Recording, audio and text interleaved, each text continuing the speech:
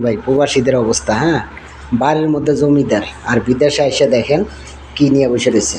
এই হলো মাংস আর এই হলো ভাই কি অবস্থা ভাই? আছি আলহামদুলিল্লাহ, আপনি ভালো আছেন? হ্যাঁ ভাই, আল্লাহ রাখছে, আসি ভালো। তা ভাই আপনি এখানে বসে কি করতেছেন? আপনি তো বাড়ির মধ্যে জমিদার হেডা ছিলেন। কি করবো আর, এটাই আছে। আমি ছিলাম আমার দেশের রাজা, এখন এই দেশে এসে গেছি আমি প্রজা। এখন রাজা যদি প্রজা হয়ে যায় বুঝেনি, রানের কাছে আসছিলাম সেবা আর সেবা। এখন আপনি এগুলো কি করতেছেন? এখন এগুলা আমি কুটলাম, একটু করে রান্না করতে হবে।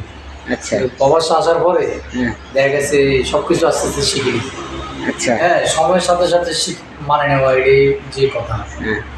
তো বাড়িতে এক কাপ চা বানাই খাইতাম না, আপনার ভাবি বানাই দিত, ঠিক আছে। আর এখন চাটা কে বানাইছে? আর এখন চাটাও নিজে বানাই গেছি। যাক, চা তো খুব সুন্দর হয়েছে তাহলে, মনে হয় কালারে বলতেছে না?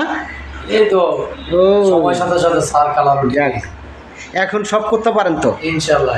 এখন জমিদারি গেছে গা। দেশে গিয়ে ভাই কইছে যে 5 স্টারে চাকরি, ম্যানেজারের চাকরি, আইয়া মনে হয়ে গেছি যে সাপ্লাই কোম্পানির চাকরি। আচ্ছা যাই, আমরা ওদিকে না যাই, পরে কথা বলি।